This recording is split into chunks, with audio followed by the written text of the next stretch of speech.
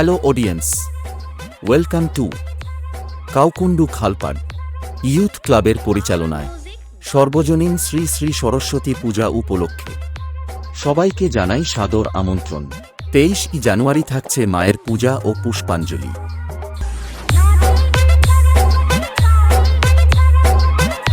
Debraj status centre, রাজা রামপুর থেকে।